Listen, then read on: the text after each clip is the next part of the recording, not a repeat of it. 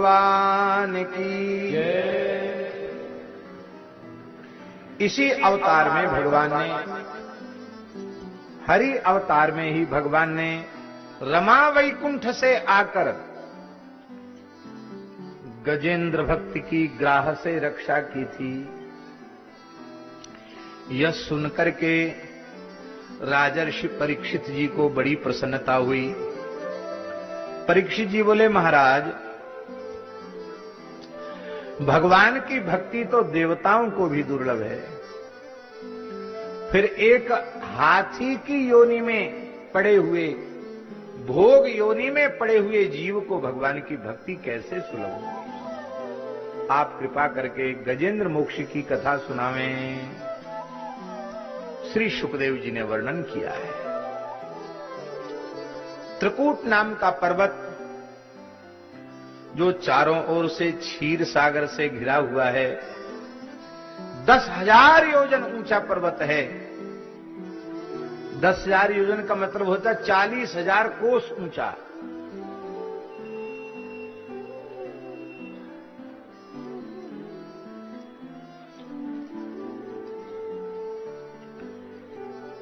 ये यहां नहीं है, भारतवर्ष में नहीं है। यहां तुम त्रिकूट खोजने लग जाओगे, यहां नहीं है। न यहां क्षीर सागर है, न यहां त्रिकूट है। ये कहां है?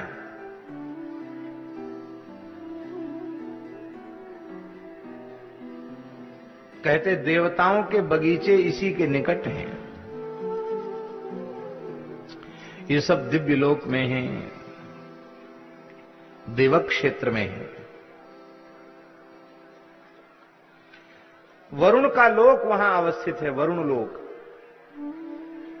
ऋतुमान नाम का उद्यान वहां अवस्थित है, देवांगनाएं क्रीड़ा करती हैं।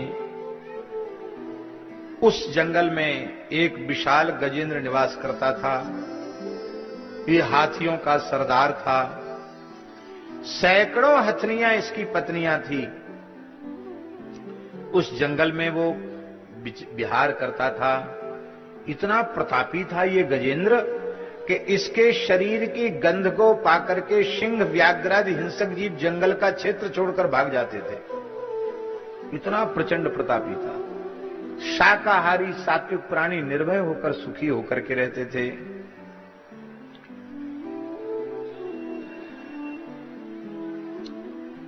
एक समय की बात है, वो जंगल में उन्मत्त विहार कर रहा था। इसी बीच गर्मी से व्याकुल हुआ, प्यास लगी। भगवान ने कुछ ऐसी सामर्थ्य हाथी आदि को दी है। वो महाराज जी अपनी सूंड उसने ऐसे करके ऐसे ऐसे घुमाया तो हाथी को पता चल जाता है किस दिशा में जलाशय। समझ में आया कि जंगल में इस दिशा पर जाने पर जलाशय मिलेगा। वहां गया तो विशाल सरोवर दिखाई पड़ा। कितना बड़ा सरोवर था महाराज जी? 100 योजन लंबा, 100 योजन चौड़ा। 100 योजन का मतलब होता है 400 कोस लंबा, 400 कोस चौड़ा। इसका मतलब होता 1200 किलोमीटर लंबा, 1200 किलोमीटर चौड़ा। उस तालाब क्या था? एक तरह का समुद्र ही था। देखकर बड़ा प्रसन्न हुआ और बड़े प्रेम से उस शीतल मीठे जल से भरे हुए समुद्र के जैसे अगाध सरोवर में उसने प्रवेश किया। खूब स्नान किया। हाथी स्नान प्रेमी होता है, जल का बहुत प्रेमी होता है। हाथी जलप्रिय होता है। बहुत सुंदर जल में विहार कर रहा था। इसी बीच में एक ग्राह ने उसका पैर पकड़ लिया। ग्राह जानते हो ना, किसको कहते ग्राह? मगर को मगरमच्छ। एक मगर ने पैर पकड़ लिया। बड़ा बलवान था गजेंद्र। 10,000 हाथियों का बल था इसमें।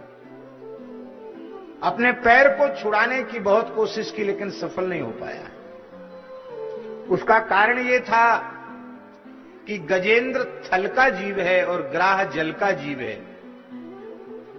और जितना बलवान गजेंद्र था ऐसे ही बलवान ग्राह भी था। जोड़ी भगवान बना के भेजते हैं। शेर को सवा शेर मिलता है। बोलो वृंदावन बिहारी। कल शेर को सवा शेर मिला कि नहीं मिला? अर्जुन को अहंकार हो गया था तो भगवान मोरध्वज ताम्रध्वज के यहां ले जाकर उनके अहंकार को दूर कराया। ये सब शेरों के लिए भगवान सवा शेर बना के रखते हैं। भजन करने वालों के लिए भी बड़े बड़े सिद्ध रखते हैं कि तुम कहां भूल रहे हो, तुम क्या हो। ऐसे ऐसे महापुरुष धरती पर हैं। भगवान सारे दोषों को सहन करते हैं पर अपने अनुगत में अहंकार को सहन नहीं करते। इस गजेंद्र को भी बड़ा अहंकार था, इसलिए भगवान ने ऐसी जगह भेज दिया जहां इसकी दाल नहीं गली। पहले इसके संगी साथी हाथियों ने, हथिनियों ने, बच्चों ने इसको बाहर निकालने के लिए बहुत सहयोग किया। सूंड से पकड़ पकड़ के खींचने लगे, लेकिन सफल नहीं हो पाए। थोड़े समय तक तो उन लोगों ने सहयोग किया, बाद में एक एक करके सब चले गए। अकेला ही रह गया ये और उस ग्राह से लड़ने लगा। कितने समय तक लड़ा? एक दिन दो दिन नहीं, 1000 वर्ष तक युद्ध चला। कितना?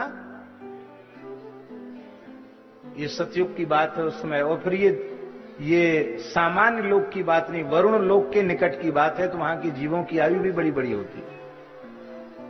महाराज जी 1000 वर्ष तक युद्ध हुआ। न गजेंद्र हार मान रहा था, न ग्राह हार मान रहा था, पर भैया गजेंद्र का बल क्षीण होने लग गया, ग्राह का बल बढ़ने लग गया। उसका कारण यह था कि गजेंद्र को तो जल में भोजन भी नहीं मिल रहा था, न तो सोना न खाना, खाली लड़ना। और ग्राह वो खून पी रहा था, उसको तो खुराक मिल रही थी।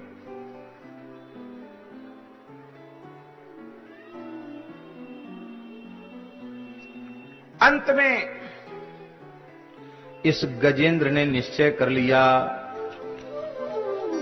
कि अब हम अपनी शक्ति सामर्थ्य से बच नहीं सकते।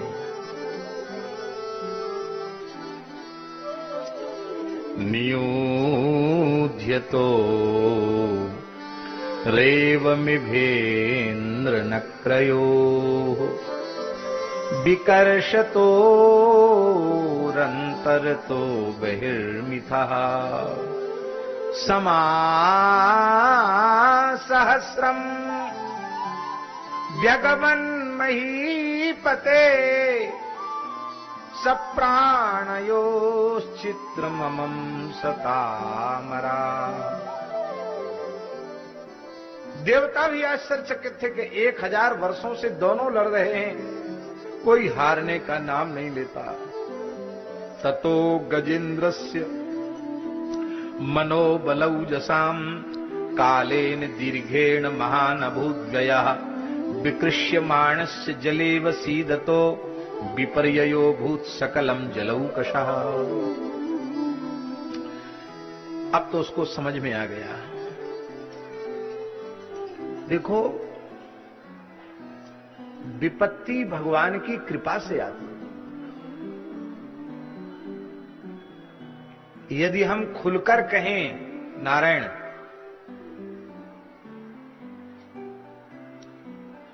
तो हमें यह कहना पड़ेगा जिस मनुष्य के जीवन में विपत्ति नहीं आई वह मनुष्य मनुष्य नहीं है, उसमें मनुष्यता ही नहीं आएगी। विपत्ति के कारण ही मनुष्य को बोध होता है। भगवान की कृपा से संकट आते, विपत्ति आती है।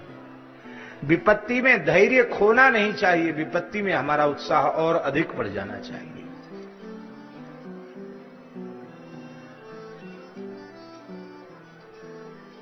भगवान जीव को अपनी ओर खींचना चाहते हैं तो वो विपत्ति का रूप धारण करके आते हैं, पर हम भगवान को पहचानते नहीं हैं, इसलिए हमें उद्वेग हो जाता है।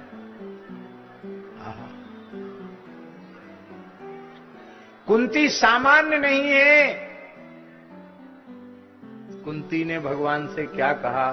यही तो कहा, विपदा सन्तु नः शश्वत् तत्र तत्र जगद्गुरो भवतो दर्शनम यत्स्याद पुनर्भव दर्शनम।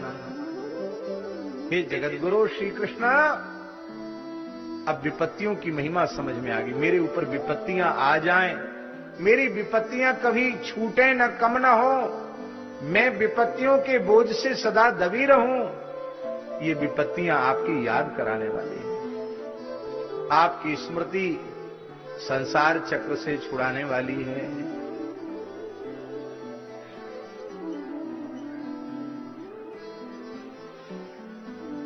गजेंद्र को ज्ञान हुआ, ये संकट ना आता तो ज्ञान कैसे होता? क्या ज्ञान होगा? बहुत बढ़िया ज्ञान।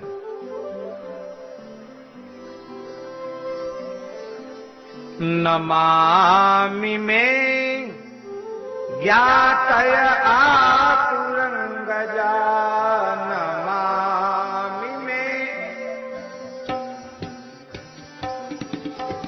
नमामि में ज्ञातय आतुरंगजा, कुतः करण्यः प्रभवन्ति मोचितुम् ग्राहेण पाशेन विधातुरावृतो, यहं च तं यामि परम्पराय, यहं च तं यामि परम्पराय, यः कश्चनेषु बलिनोऽन्तको रगा प्रचण्ड वेगा लविधावतो वृषम् भीतं प्रपन्नं परिपाति यद्भयान् मृत्युः प्रधावत्यरणं तमीमहि।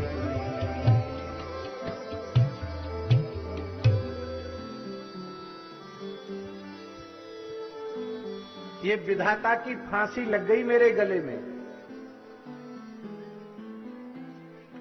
इस फांसी के फंदे में फंसकर मेरे प्राण छटपटा रहे हैं। मैं अपनी शक्ति से भी इस विपत्ति से छूट न सका। ये हथनियां भी मेरे काम न आ सकी, ये बच्चे भी मेरे काम न आ सके, मेरे कुटुंबी भी मेरे काम न आ सके। ये बेचारी हथनियां मुझे क्या विपत्ति से छुड़ाती है। अब तो एकमात्र इस जगत का जो नियंता है, नियामक है, ईश्वर है, सर्वेश्वर है, उस सर्वेश्वर की, जो सर्वशक्तिमान है, उस सर्वेश्वर सर्वशक्तिमान परमात्मा की मैं शरण ग्रहण करता हूं। ये काल बड़ा भयंकर है, विशाल अजगर के समान ये सबको निगल जाने के लिए तैयार बैठा है।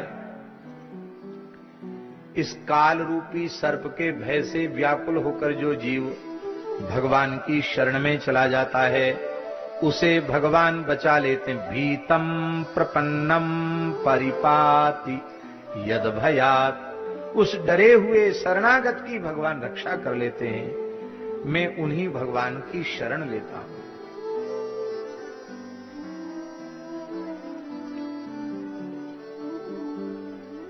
ये पूर्व जन्म का भक्त था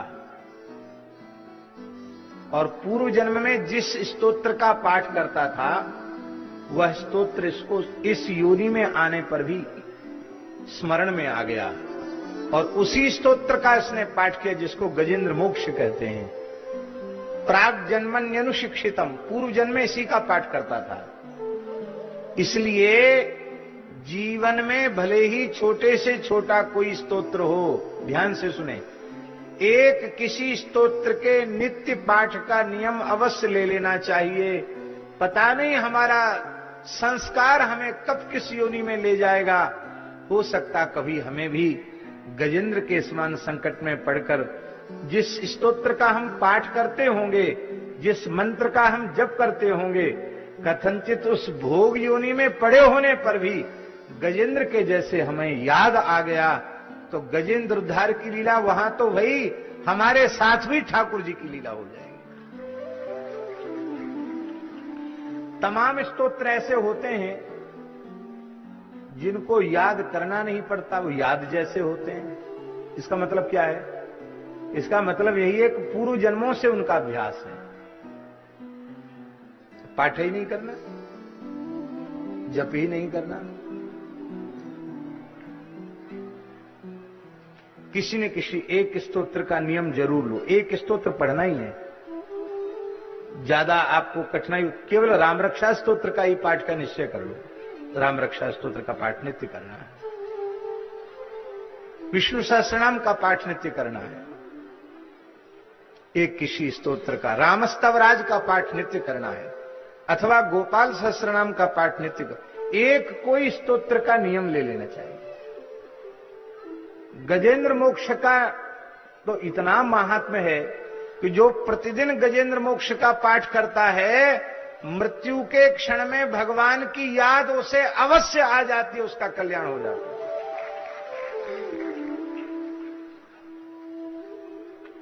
हजारों साधक गजेंद्र मोक्ष का नित्य पाठ करते हैं। हमें बड़ी प्रसन्नता है कि दास ने प्रेरित किया, और जब से दीनबंधु दास जी को कहा तब से उनका नियम से गजेंद्र मोक्ष का पाठ नित्य चल रहा है। कितने बढ़िया साधन है।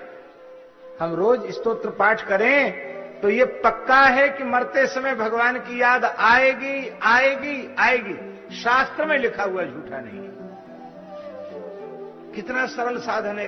रोज गजेंद्र मोक्ष का पाठ कर लो, भगवान याद आ जाएगा। और एक बात कहें, गजेंद्र मोक्ष भयंकर विपत्ति से तत्काल छुड़ाने वाला है। चाहे जैसा संकट हो, पवित्र संध्योपासन संपन्न सदाचारी ब्राह्मणों को संकल्प लेकर बिठा देवें, गजेंद्र मोक्ष के पाठ आरंभ करा दें, असाध्य संकट का भी समाधान हो जाता है, विपत्ति से छुटकारा हो जाता है। जगदीश्वर जगन्नाथ मैं ही हूं, भगवान हरि ही आविरासित, भगवान प्रकट हो गए।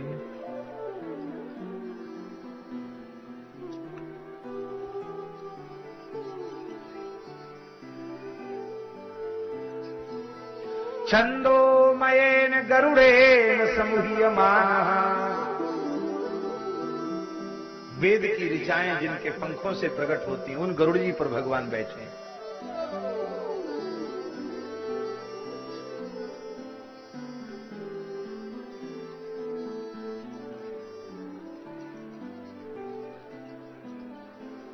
इसलिए भगवान की सेवा में गरुड़ घंटी बजाई जाती है। प्रत्येक अर्चन में गरुड़ घंटी। गरुड़ घंटी का मतलब ये नहीं है कि हम वेद मंत्र न बोलें, स्वयं बोलना ही चाहिए। यदि हमें भगवान ने वेद मंत्रोच्चार का अधिकार प्रदान किया है तो हमें बोलना ही चाहिए। पर साथ ही गरुड़ घंटी भी बजानी चाहिए, क्योंकि गरुड़ घंटा के नाद से हम कितना भी बढ़िया बोलेंगे, गरुड़ जी के पंखों से जैसे स्वाभाविक वेद प्रकट होता है, वैसा वेद तो हमारी वाणी से प्रकट नहीं हो सकता। इसलिए मंत्र की पूर्ति वो गरुड़ घंटा के नाद से हो जाती है। बोलो भक्तवत्सल भगवान की जय। देवता भगवान की स्तुति कर रहे हैं। भगवान गरुड़ जी पर विराजे। गजेंद्र की सूंड डूबने वाली ही थी, बस इतनी सी सूंड बची। छंदोमयेन गरुड़ेन समूह्यमानः, बस नाक कान डूबने ही लगे। हरि कह करके उसने पुकारा। क्या कह के पुकारा? हरि। हा कष्ट में कहा, और री कहने के पहले पहले भगवान आ गए।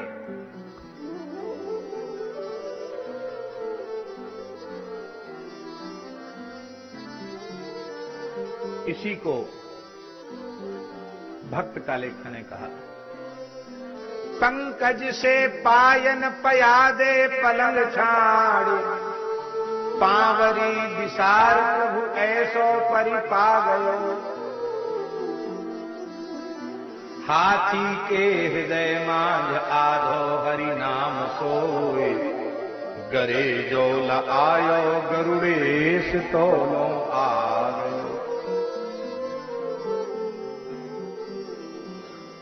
लक्ष्मी जी ने पूछा कहां जा रहे हो? भगवान ने कहा हा, और थी कहने के पहले तो भगवान वहां पहुंच गए। हा थी कहा, हा थी तुरंत। गरुड़ जी का वेग भी भगवान को कम लगा के गरुड़ जी से कहा इतने धीमे चलो, तेज चलो। गरुड़ जी बहुत तेज, कितनी शक्ति है गरुड़ जी में। पलक झपकने में जो समय लगता उससे आधे समय में पूरे ब्रह्मांड की परिक्रमा कर सकते हैं, इतनी तेज गति है गरुड़ जी की। वो गति भी भगवान को धीमी लगी और भगवान कूद पड़े गरुड़ जी के ऊपर से। बोलो भक्त वत्सल भगवान की जय। भगवान का पीतांबर फहरा रहा है।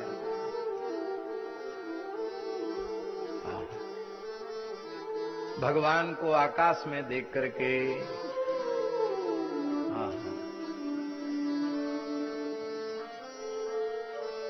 गजेंद्र भक्त के नेत्र भर आए। मन में विचार करने लग गया कि मैं प्रभु को क्या अर्पित करूं, कुछ है ही नहीं। महाराज जी, श्री लक्ष्मी जी पीछे से आई थी, उसी वेग से लक्ष्मी जी आई थी। लक्ष्मी जी भगवान के ऊपर थी, भगवान तो तेजी से आ रहे ना। लक्ष्मी जी ने देखा मेरा पुत्र मेरे प्रभु के चरणों में कुछ अर्पित करना चाहता है। लक्ष्मी जी ने अपना लीला कमल तत्काल फेंक दिया और गजेंद्र भक्त ने अपनी सूंड में ले लिया। भगवान ने एक हाथ से उसके कमल को स्वीकार किया, सूंड पकड़कर बाहर निकाला और भगवान के कर कमल से चक्र छूटा। चक्र से नक्र का ग्राह का मुख विदीर्ण हुआ और भगवान ने उसका कल्याण कर दिया। आप लोग कहेंगे ये कहां लिखा है? ये पुराणों में लिखा है, ये आचार्यों ने अनुसंधान किया है। आप जानते हैं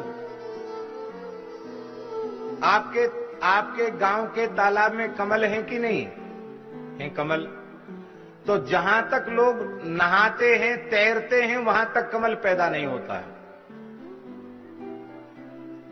और जहां 1000 वर्ष तक लगातार युद्ध चला हो वहां कमल रहेगा? वहां कमल नहीं था।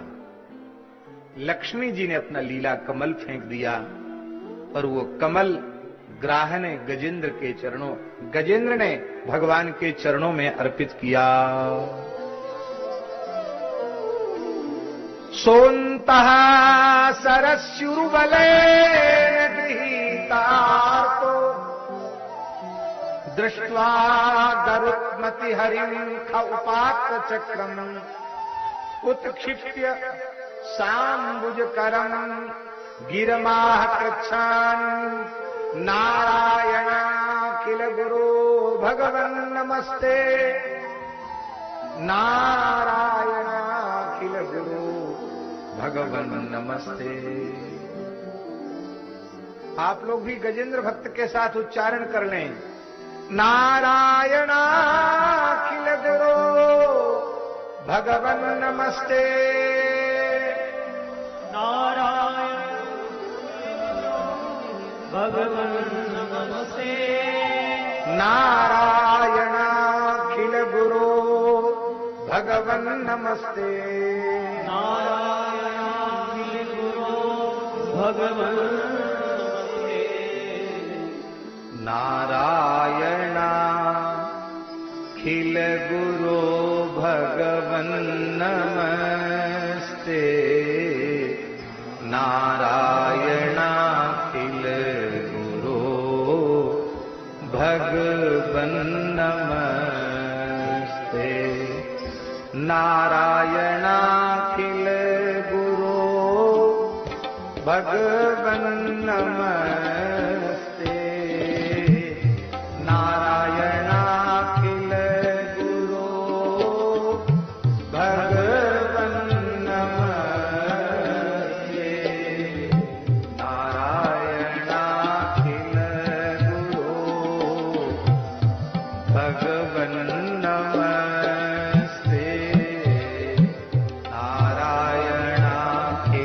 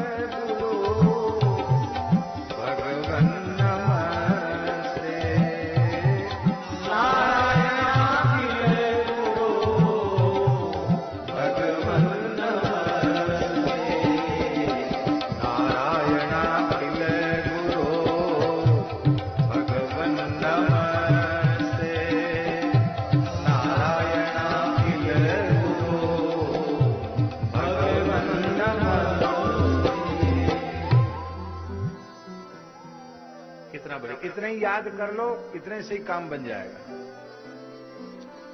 हाँ हाँ,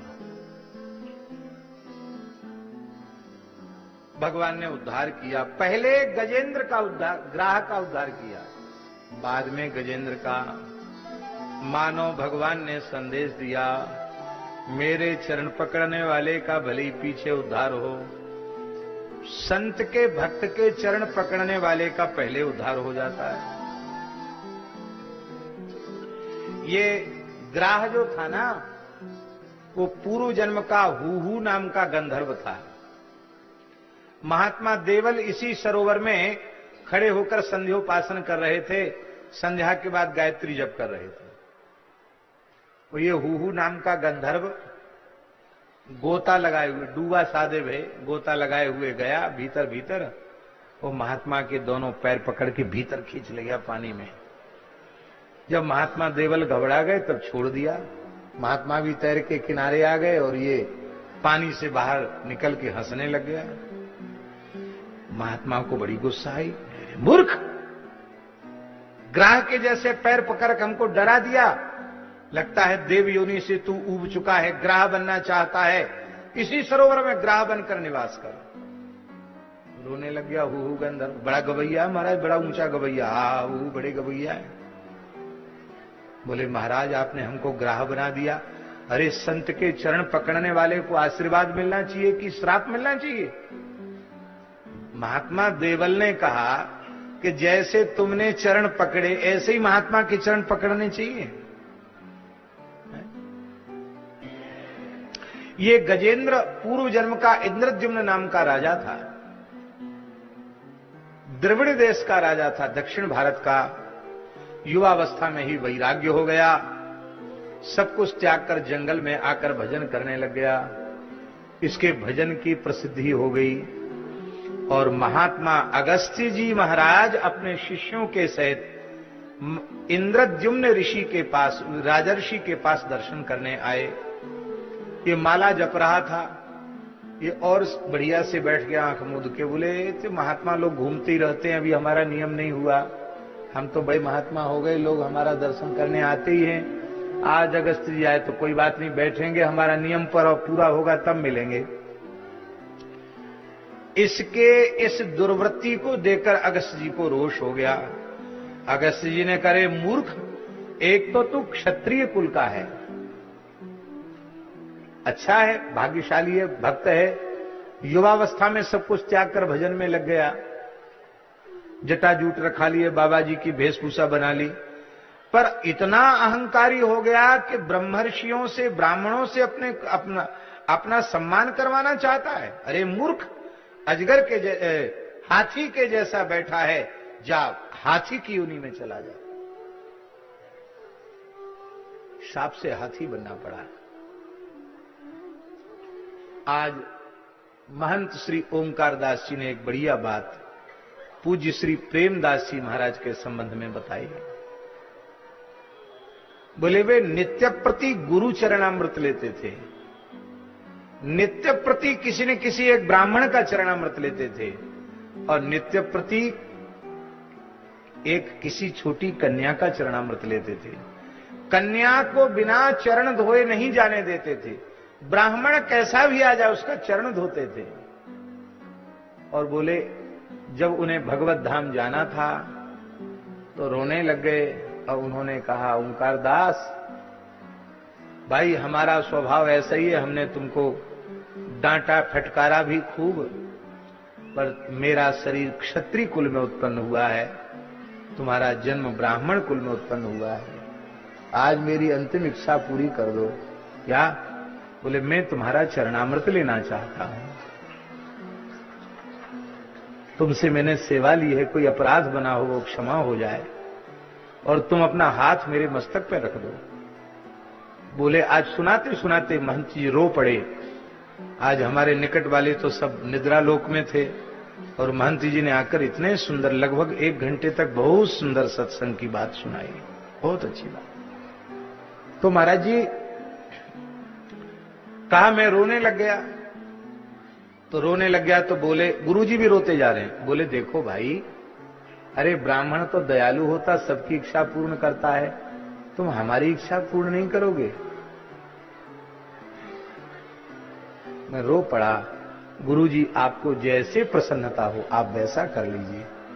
कहीं महाराज जी ने मेरा चरण धोया, चरणामृत लिया और हाथ पकड़ करके मेरा हाथ अपने सिर पे रखा।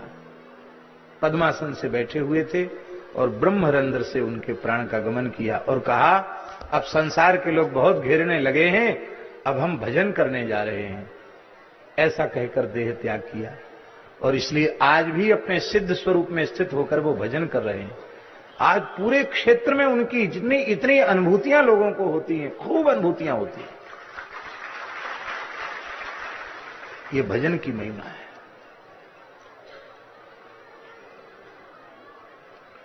भैया इसी भावना का, इसी श्रद्धा का लाभ जीव को मिलता है।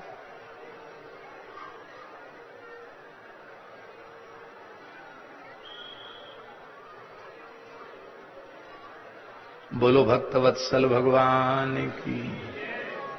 और अब तो स्थिति आ गई है, पूरी चौपाई कहेंगे तो झगड़ा हो जाएगा, इसलिए पूरी चौपाई नहीं बोलेंगे। ते भी प्रणसन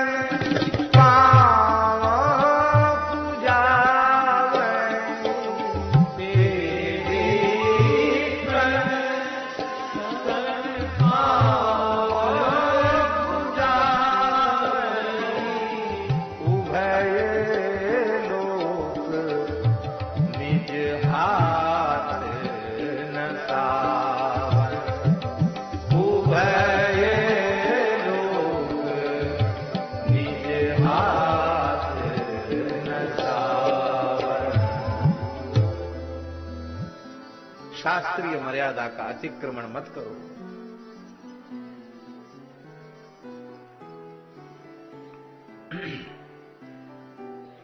हे गोविंद राखो शरण, अब तो जीवन हारे।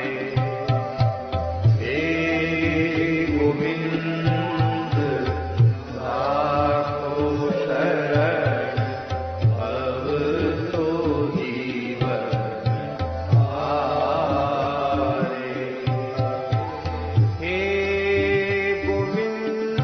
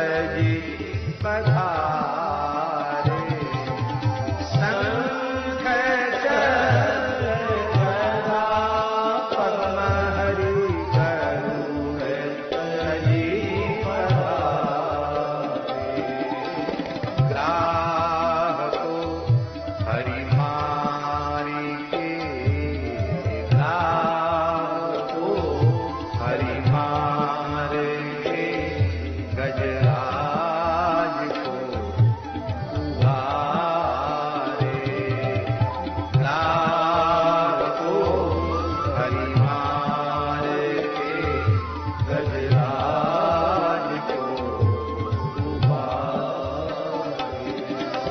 सूर श्याम मगन भये नंद के दुलारे।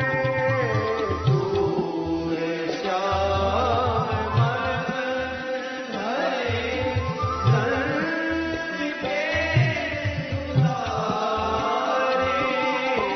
तेरो मेरो न्याय होए यम के दुआरे।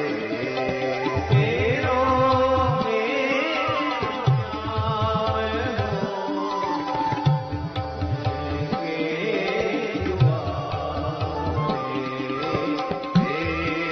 गोविंद लाखों शरण अब तो जीवन हारे।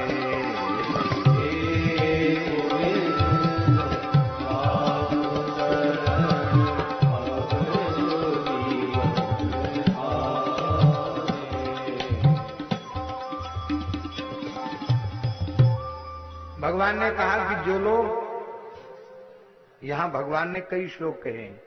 भगवान ने कहा ये चत्वांच सरसचेदम गिरिकंदर काननम वेत्र कीचक वेणुनाम गुलमानी स्वरूपादपान संगाणी मानी दृष्णानी ब्रह्मणों में शिवस्य च क्षीरोदम में प्रियम धामो श्वेत दीपम च भास्वरम श्रीवत्सम कौस्तुभम मालाम गदाम कौमोदकी ममो सुदर्शनम पांचजन्यम सुपर्णम पतगेश्वरम शेषम च मत्कलाम सूक्ष्माम श्रियम देवीं मदाश्रयाम ब्रह्मांडम नारद ऋषिम भगम प्रह्लादमेव च मत्स्य कुरुम्बराहाद्यैरवतारी कृतान्मे कर्माण्यंत पुण्यस्य पुण्यानि सूर्यम सोमम हुतासनम प्रणवम सत्यमव्यक्तम गोविप्रान धर्ममव्ययम दाक्षायणीर धर्मपत्नी सोम कश्यपयोरूपी गंगाम सरस्वती नंदाम कालिंदीम सितवारणाम ध्रुवम ब्रह्म ऋषीन सप्त पुण्य श्लोकांश मानवान उत्थाया पररात्रांते प्रयता उत्थाया पररात्रांते। अपररात्रांते माने ब्रह्म वेला में उठ करके 4 बजे उठ करके जो लोग इनका स्मरण रोज करते हैं और गजेंद्र मोक्ष का पाठ करते हैं, कहते तेसाम प्राणात चये चाहम ददामि विमलामतिम, उनको प्राण त्याग के समय में विमल बुद्धि दे देता हूं जिससे वे मुझे प्राप्त हो जाते हैं। ददामि बुद्धि योगंतम ये न मामुपयान्ति ते, ऐसा बुद्धि योग दे देता हूं कि उससे वे जीव मुझे प्राप्त कर लेते हैं। और यहां जितने भी नाम भगवान ने लिए हैं, भक्तमाल के पूर्वार्ध के कुछ छप्पे आप याद कर लो, उनका स्मरण करते उन सबका स्मरण हो जाता। 3-4 छप्पे ही हैं, उनसे सबका स्मरण हो जाता है। ऐसी सुंदर बात है। बोलो भक्तवत्सल भगवान